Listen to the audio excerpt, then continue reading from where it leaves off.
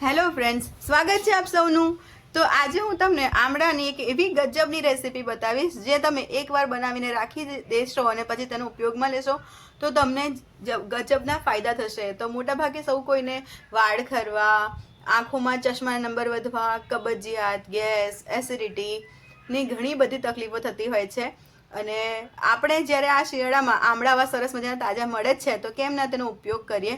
તો આમળા અને લીલા મરચાંનો ઉપયોગ કરીને આપણે એટલું ગજબની એક રેસીપી આજે બનાવવાના છે જે તમે પહેલાં ક્યારેય નહીં બનાવી હોય। તો જુઓ, એક વાસણ લીધું છે તો જાડા તળિયાવાળું વાસણ લેવાનું છે જેથી આપણી રેસીપી બહુ સારી બને। તો આપણે મીઠું 1 વાટકી તેમાં ઉમેરવાનું છે અને મીઠું આપણે ઉમેરીને તો તેને થોડીવાર માટે મીડિયમ ફ્લેમ પર ગરમ કરવાનું અને હાથ મૂકી જવાનું। મીઠુંમાંથી વરાળ નીકળે એટલે કે મીઠું સરસ ગરમ થઈ જાય પછી તેમાં આપણે આમળા ઉમેરીશું। તો ફ્રેન્ડ્સ, તમે પહેલાં ક્યારેય આવી રીતે આમળાની કોઈ રેસીપી બનાવી છે કે નહીં? ના બનાવી હોય કે બનાવી હોય મને કોમેન્ટમાં જરૂરથી કહેજો કે તમે આમળાની બીજી કઈ રેસીપી બનાવો છો। તો આમળાને આપણે મીડિયમ ફ્લેમ પર આવી રીતે જ ફેરવતા જઈને મીઠુંમાં પકવવાના છે। તો મોસ્ટલી તો આપણે મીઠુંમાં ઘણી બધી રેસીપી બનાવતા હોય છે પકવીને મીઠામાં, પણ આમળાની રેસીપી એક આ નવી રેસીપી છે। જો આપણે આમળાને મીઠામાં પકવીને પછી તેની આ એક રેસીપી એવી બનાવીશું ને તો તેનો ઉપયોગ આપણે વારે ઘડીએ કરી શકશું, આમળા બગડે નહીં। તો જો મીઠામાં આપણે ફેરવતા જઈશું ને તો આવી રીતે સ્પોટ આવતા જશે, થોડા આમળા પાકવા લાગ્યા છે તેવા। તો આપણે મીડિયમ ફ્લેમ પર જ આવી રીતે ફેરવતા જવાનું છે। તો 12 થી 13 મિનિટ થશે, બહુ તો 15 થી 17 મિનિટ થશે જ અને પકવતા। તો મીડિયમ ફ્લેમ રાખવાની, ફાસ્ટ ફ્લેમ કરશો તો તમારા આમળા ઉપરથી બળી જશે અને અંદરથી કાચા રહેશે। તો બસ આવી રીતે ફેરવતા જવાનું છે। તો આમળાને ફેરવતા તમને એક વાતનું ખાસ ખ્યાલ રાખવાનું છે કે જો તમે હાથ કઢાઈની નજીક રાખશો તો કઢાઈ ખૂબ જ ગરમ હશે। તો મને હાથમાં દાઝી ગયું હતું, તો તમે ધ્યાનથી ફેરવજો। તો જો આપણે છે ને 10 થી 12 મિનિટ થાય પછી આવી રીતે ચેક કરી જોવાનું આમળાને પકડીને। તો બહુ જ ગરમ હોય એટલે હાથમાં તો દાઝે જ, એટલે ધીરે રહીને હાથમાં પ્રેસ કરી જોવાનું કે આમળા આપણા તૂટે છે કે નહીં। એની જાતે તૂટે ને એટલા આપણા આમળા ચડી જવા જોઈએ, એટલે કે પકવી જવા જોઈએ। તો આમળા હજી આપણા પાક્યા નથી અને તમે એમ વિચારશો કે આમળા એકલા મીઠાવાળા થઈ ચૂક્યા છે, મીઠાનું લેયર આવી ગયું છે, પણ ધીરે રહીને જ્યારે આપણે આમળાને મીઠામાંથી દૂર કરશું, ચાળણીમાં ખંખેરશું તો નીકળી જશે। તો આમળાને માત્ર આપણે 1 મિનિટ સુધી ઢાંકવાનું છે। જ્યારે 13 મિનિટ થાય આમળાને પકવતા અને આવા સ્પોટ થાય ત્યારબાદ તમારે 1 મિનિટ માટે આમળાને ઢાંકવાના છે, મીડિયમ ફ્લેમ પર જ, હા, એ યાદ રાખવાનું છે। તો જ્યારે 1 મિનિટ પછી આપણે આમળાને ઢાંકીએ ને ત્યાર પછી ચેક કરવાનું છે, કેમ કે આપણે ઢાંકીએ તો જલ્દી પાકી જતા હોય છે આમળા। તો ગરમ હોય એટલે ધ્યાનથી, તો જુઓ હાથમાં આપણે પ્રેસ કરીએ એટલે તરત જ તૂટી જાય છે આમળા। તો બસ આમળાની કળી નીકળી જાય છે, બસ એનો અર્થ એ છે કે આપણા આમળા સરસ એવા પાકી ગયા છે। તો આમળા આપણા સારા એવા પાકેલા હોવા જોઈએ, કાચા નહીં, તેનું ખાસ ધ્યાન રાખવું। અને આ સ્ટેજ પર આપણે મરચાં ઉમેરીશું। તો મેં લાલ અને લીલા પાકેલા મરચાં સાથે ઉમેર્યા છે। તો આ તીખા મરચાં મેં ઉમેર્યા છે, તેને આપણે ડાળખી સાથે, એટલે કે આમળા મરચાંની જે દાંડી હોય તેની સાથે આપણે શેકવાના છે। તો મરચાં બહુ જલ્દી શેકાઈ જતા હોય છે, મીઠું બહુ ગરમ હોય એટલે। તો તમારે માત્ર 1 મિનિટ સુધી મરચાંને, 1 થી 1.5 મિનિટ, એટલે કે મરચાં પર થોડા સ્પોટ આવે ત્યાં સુધી મરચાંને આવી રીતે જ ફેરવતા જઈને શેકવાના છે મીઠામાં। તો જુઓ સરસ મરચાં શેકાઈ ચૂક્યા છે। તો હવે આપણે ગેસની ફ્લેમને બંધ કરી દઈશું। તો આમળાને પકવતા મારે 17 મિનિટ થઈ હતી અને હવે મરચાં સાથે તો હવે આપણે એક ચાળણીમાં છે ને આ બંને વસ્તુને કાઢી લઈશું અને ચાળી લઈશું। જો તમારી પાસે ચાળણી ના હોય તો તમે તેને ઝાટકીને પણ ઉપરથી કાઢી શકો છો, કાં તો સાઈડમાં કરીને પણ આમળા લઈ શકો છો, પણ આમળા ગરમ હોય એટલે ધ્યાનથી પછી એક કપડા પર તમારે મૂકીને જ્યારે આમળા થોડી વાર ઠંડા થાય ત્યારબાદ લૂછી લેવાના, એટલે આમળા પરથી બધું મીઠું ખરી જાય, બધું સાફ થઈ જાય। તો મારી પાસે ચાળણી છે એટલે હું ચાળી રહી છું આવી રીતે। જુઓ બધું જ મીઠું ખરી રહ્યું છે, જેમ જેમ આમળા ફેરવતા જઈશું ને તેમ તેમ મીઠું, મરચાં અને આમળા પરથી બધું ખરી જશે, તમે જોઈ શકો છો। હવે આપણે આમળા અને મરચાંને ઠંડા કરવા મૂકવાનું છે। તો જ્યાં સુધી આપણા આમળા ઠંડા થશે મરચાં, ત્યાં સુધી આપણે એક મસાલો તૈયાર કરીશું। તો અહીં મેં 3 ચમચી સૂકા ધાણા લીધા છે અને 3 ચમચી વરિયાળી લીધી છે। આ મસાલો ખૂબ જ સુગંધીદાર બનતો હોય છે ફ્રેન્ડ્સ, તો ધ્યાનથી તમે આ રેસીપી જોજો અને બનાવજો। અને અહીં 1 ટીસ્પૂન જેટલી આપણે જે જમવામાં બનાવીએ ને રાઈ, તે રાઈનો ઉપયોગ કર્યો છે. તો 1 ટીસ્પૂન વધારે નહીં ઉમેરવાની. તો આને આપણે ધીરા ગેસે જ એટલે કે ધીરી ફ્લેમ પર જ શેકીશું. અને ત્યારબાદ 2 સૂકા મરચાંને એટલે કે કહી શકાય કે ખાલી સ્મોકી ફ્લેવર માટે આપણે સૂકા મરચાંને ઉમેરવાના છે, કેમ કે લીલા મરચાં આપણે તીખા પહેલેથી જ ઓલરેડી ઉમેર્યા છે. જો તમે તીખું ના ખાતા હો તો તમારે મોડા લીલા મરચાં ઉપયોગમાં લેવા. તો આ સ્મોકી ફ્લેવર માટે મેં સૂકા મરચાંનો ઉપયોગ કર્યો છે. તેને પણ આપણે 1 મિનિટ માટે શેકી લેવાનું. અને અહીં મેં 1 ટીસ્પૂન જેટલા કાળા મરીના દાણા કાળા મરી ઉમેર્યા છે. તો આ બધી વસ્તુને મીડિયમ ફ્લેમ પર જ શેકવાની છે. જો ફાસ્ટ ફ્લેમ પર શેકશો તો એની સુગંધ ઉડી જશે, બળેલો સ્વાદ આવશે, સુગંધ આવશે. તો આ બધી વસ્તુને 1 મિનિટ સુધી આપણે 1 થી 1.5 મિનિટ 2 મિનિટ સુધી શેકી લીધું છે સરસ ધીરા તાપે. હવે આપણે છે ને હિંગ ઉપરથી ઉમેરીશું ખાલી 1 ટીસ્પૂન જેટલી, અને ગેસની ફ્લેમને આપણે બંધ કરી દઈશું, કેમ કે હિંગને આપણે શેકવાની નથી, માત્ર ગરમ કરવાની છે મસાલા સાથે, જેથી મસાલાની અંદર હિંગનો ટેસ્ટ સરસ આવી જાય. તો બસ આપણે હવે સારી રીતે બધું ફેરવી લીધું. હિંગને આપણે થોડી એવી ગરમ કઢાઈમાં શેકી લીધી છે. તો હવે આપણે આ મસાલાને ઠંડો કરવા માટે એક વાસણમાં કાઢી લઈશું. અહીં મેં 2 કપ જેટલું તેલ ગરમ કરવા મૂક્યું હતું, પણ આ બધું જ તેલ ઉપયોગમાં નહીં આવે, તેનું ખાસ ધ્યાન રાખવું. અહીંયા 500 ગ્રામ આમળાની સામે મેં 2 કપ તેલ ગરમ કરવા મૂક્યું છે. તો તેલ સરસ ગરમ થઈ રહ્યું છે અને સાથે તેનો મસાલો આપણે જે બનાવ્યો તે પણ ઠંડો થઈ રહ્યો છે. તો તેલને તમારે વરાળ નીકળે તેટલું ગરમ કરવાનું અને પછી ગેસની ફ્લેમને બંધ કરી દેવાની છે. તો અહીંયા તેલ સરસ ગરમ થઈ ગયું છે. તો મેં અહીં શેંગ તેલનો ઉપયોગ કર્યો છે. તમે સરસિયા તેલમાં પણ બનાવી શકો છો આ અથાણાને, એટલે કે કહી શકાય કે આ રેસીપીને. તો હવે આપણે મસાલાને દરદરો એટલે કે અધ કચરો પીસી લઈશું. તો હું તમને બતાવું, જુઓ, તમારે પાવડર બિલકુલ પણ નથી કરવાનો, આવી રીતે અધ કચરો મસાલો રાખવાનો છે.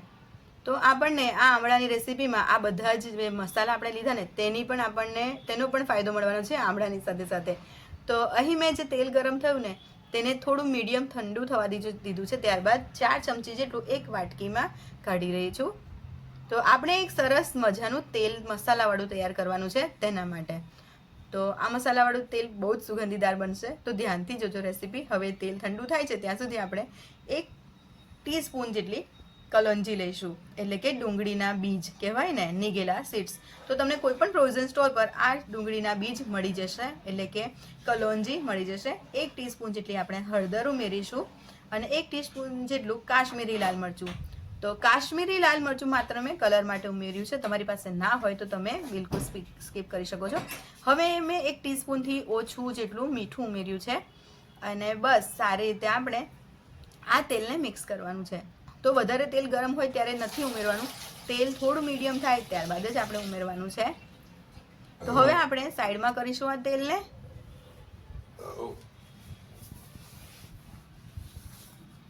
હવે આપણે આમળા જુઓ સરસ ઠંડા થઈ ચૂક્યા છે, એટલે જુઓ હાથથી પ્રેસ કરીને તરત તૂટી જાય છે. તો તમને ફરીથી યાદ અપાવી દઉં, આમળા આપણા સરસ પાકેલા હોવા જોઈએ મીઠુંની અંદર, હાથથી પ્રેસ કરીએ તરત તૂટી જાય એવા. તો જુઓ આવી રીતે આપણે આમળાના બીજને આમળાથી અલગ કરી દઈશું અને બસ આવી રીતે પ્રેસ કરતા જઈને આમળાને આપણે સરસ બીજથી અલગ કરી દઈશું. તો જુઓ અહીં મેં આમળાને બધા જ આમળાને બીજથી અલગ કરી દીધા છે અને હવે આપણે મરચાંને પણ તેના ડંઠલથી અલગ કરી દઈશું.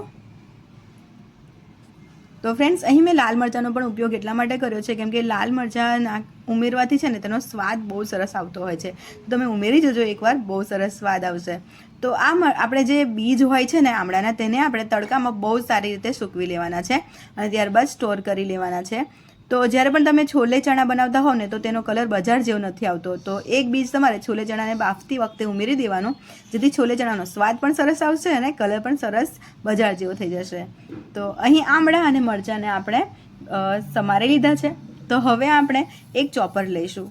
તો ફ્રેન્ડ્સ, તમારી પાસે ચોપર ના હોય તો તમારે મિક્સર જારમાં પલ્સ મોડમાં 1 થી 2 વાર તમે ફેરવશો એટલે તમારા આમળા સરસ રીતે ક્રશ થઈ જશે. નહીં તો તમે નાઈફની મદદથી, ચપ્પુની મદદથી પણ ઝીણા ઝીણા આમળાને સમારી શકો છો, કેમ કે આમળા સરસ એવા પાકેલા જ છે.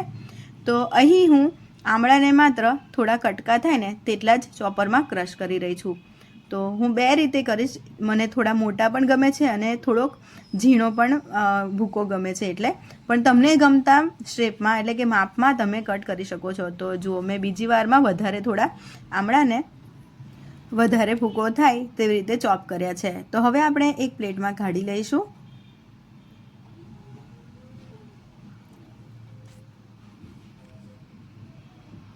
જુઓ, તો મેં બે રીતે કર્યા છે. એક વધારે થોડા આખા ભાગા રહેવા દીધા છે અને બીજી વારના થોડા વધારે ભૂકો કર્યા છે. તો તમને ફાવે તે રીતે કરી શકો છો. હવે આપણે મરચાંને માત્ર થોડાક જ ક્રશ કરવાના છે, વધારે ભૂકો નથી કરવાનો. તમારે એનું ખાસ ધ્યાન રાખવું. મરચાંને આખા ભાગા જ રહેવા દેવાના છે. જુઓ, આવી રીતે.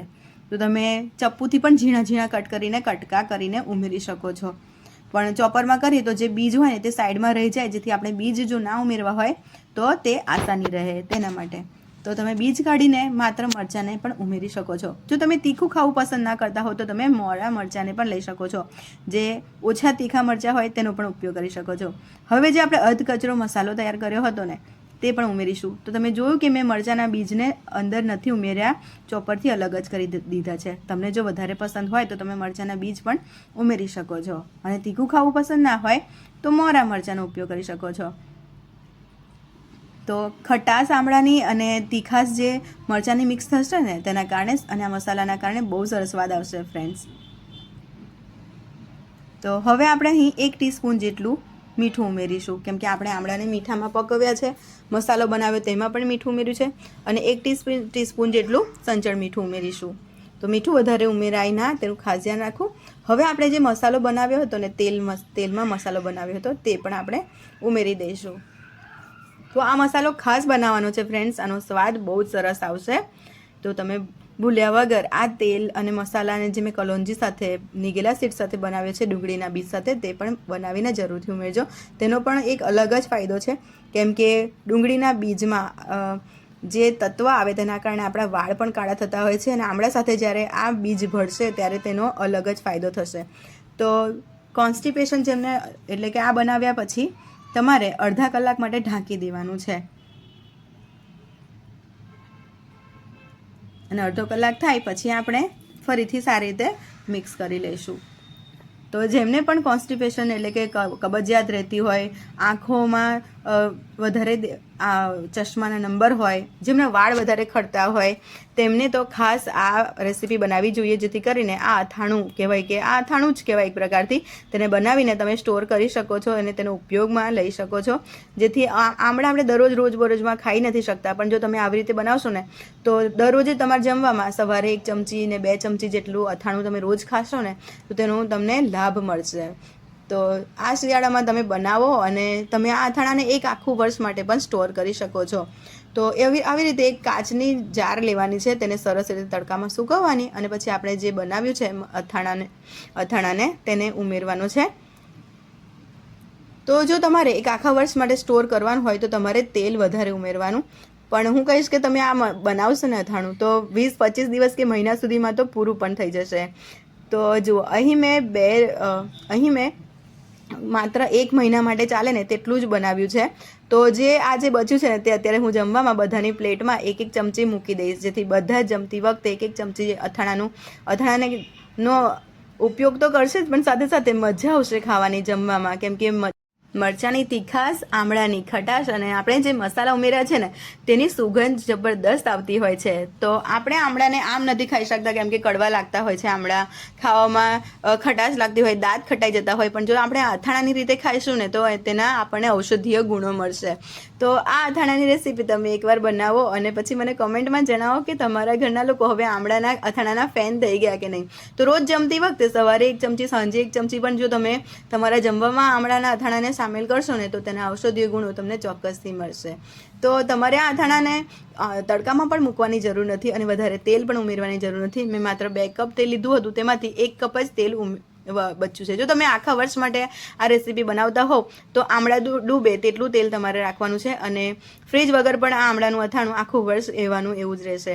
તો ફ્રેન્ડ્સ, તમને મારી આ રેસીપી કેવી લાગી એ કોમેન્ટમાં મને જરૂરથી જણાવજો અને આ રેસીપીને તમારા ફ્રેન્ડ્સ ફેમિલીમાં જરૂરથી શેર કરજો. ફરીથી મળીશું એક મસ્ત મજાની રેસીપી સાથે. ત્યાં સુધી તમારું ધ્યાન રાખજો.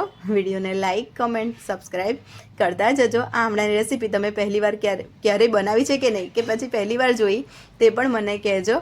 અને તેના ઔષધીય ગુણો તમને કેટલા બધા મળ્યા તે પણ મને કહેજો. સૌ કોઈને વાળ ખરવાની તકલીફ હોતી હોય છે, ચશ્માના નંબર વધતા હોય છે, પેટમાં ગેસ, કબજિયાત, એસિડિટીની તકલીફ હોય છે, પણ તમે આ અથાણાને એકવાર આવી રીતે બનાવીને તેનો ઉપયોગ કરી જુઓ. તો આવી રીતે તમે કોરું બનાવીને પણ તેનો ઉપયોગ લઈ શકો છો, અને તેલવાળું પણ. ફરીથી મળીશું. Love you all.